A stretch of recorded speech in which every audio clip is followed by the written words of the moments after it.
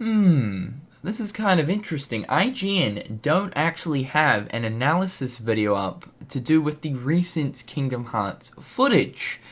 Well, I suppose I should just create my own IGN analysis video then. Hey guys, it's Steve from IGN. Today we're gonna be looking at the new Kingdom Hearts trailer that was shown at Jump Festa. I'm here with my imaginary friend Doug. Say hello, Doug. Good on you, Doug. So yeah, basically today we're gonna be analyzing everything down to the nitty-gritty with this new trailer. Basically, this new trailer shows us Kingdom Hearts 2.4, no, actually 2.8, and a bit of Kingdom Hearts 3 towards the end. So without further ado, let's get on with it. So you guys can see that we start the trailer off with kind of three familiar faces. This guy right here is Mickey Rat. You guys should be fairly familiar with Mickey Rat. Next up, we got this bitch right here who gets like no screen time. Yeah, she's here. Whoopie-doo. And then all the way to the left, we have some anime guy with grey hair. He's also standing there. He's also fairly some important to the series, but I'm not really too sure what his importance is. So the next scene here, we have a familiar face. We got Merlin in the house, but you'll notice that Merlin is looking a little bit different. He's definitely got that serious expression on his face, but I think that's all within good faith because it seems to be that they're having a very serious conversation, talking about summoning Hitler, not Hitler, damn it, no, hither. Shit, I better not say that to the boss, god damn.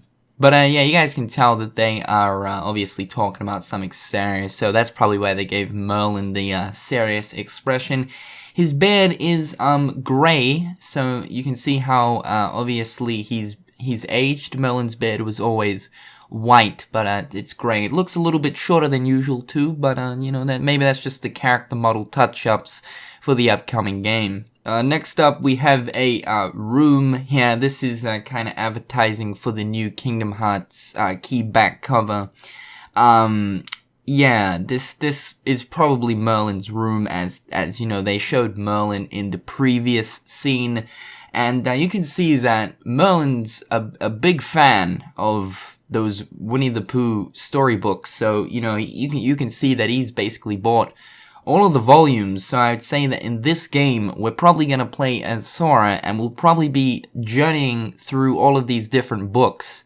And I would say that in each of these books, there's probably going to be a different scenario with Pooh Bear and the gang. I can't wait for that. Like Pooh Bear gets drunk, or Piglet's first time doing LSD, or Tigger's first time doing cocaine. You know, there's going to be all sorts of different dramas in each different volume of the book that you jump into. So the next scene, we see some glass kind of stained platform, and I'd say this scene right here is actually foreshadowing some important characters.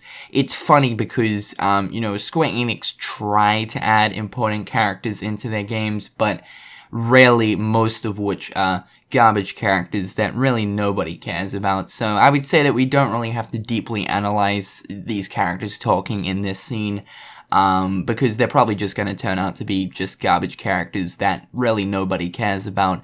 Obviously they are talking in Japanese, but the good boys over at Square Enix hooked us up with those dank subtitles so we can read this shit, so that's fantastic. In the next scene, we then see Kingdom Hearts Dream Drop Distance that came out for the Wii around about 6 years ago.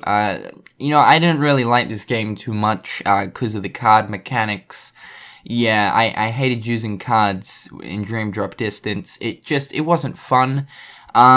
Personally, I mean, I'm not really meant to give my personal opinions on these analysis videos, but I'm just gonna lay it out with you guys. Personally, I didn't like Dream Drop Distance, because there was just too much cards in this game. It focused way too much on fucking cards, dude. But anyway, yeah, I mean, I suppose it's looking pretty good for the PlayStation 4, so that's fantastic. It's just basically more of the same shit you guys have already seen, except it's looking a little bit more crisp.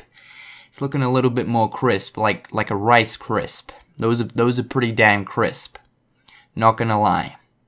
Damn. Alright, and finally we get into the Kingdom Hearts 3 goodness. I mean, this is the shit that everyone wants to see, right? Nobody gives a crap about the other stuff. So this trailer right here starts off with a familiar scene. We're greeted with Peter Pan's tower in Neverland. It's looking beautiful, but it's the same shit we saw at E3, so meh. What I am disappointed is we don't actually get to see Xehanort and Eraqus at the start of this trailer. That's kind of disappointing, but you know. In this scene right here, we see Sora fighting in his Dream Drop Distance outfit. He's using that Star Keyblade from Kingdom Hearts 2 that Merlin gives you. Yeah, that one.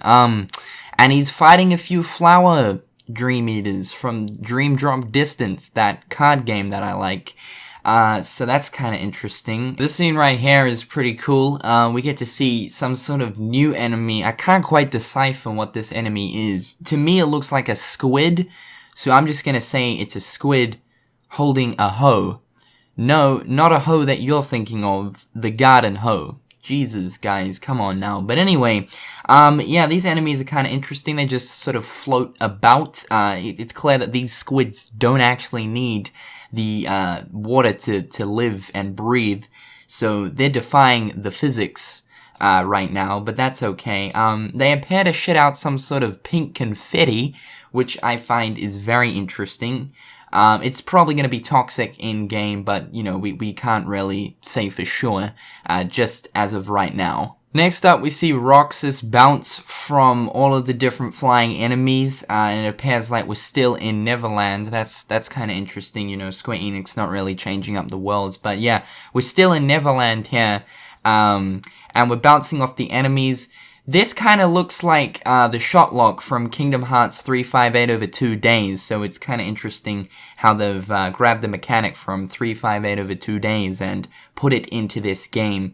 But yeah, we can see that Roxas really knows his moves. He's still a garbage character that really nobody cares about, but still to the point, I'm hoping that they definitely strengthen his character development in Kingdom Hearts 3. That would be fantastic.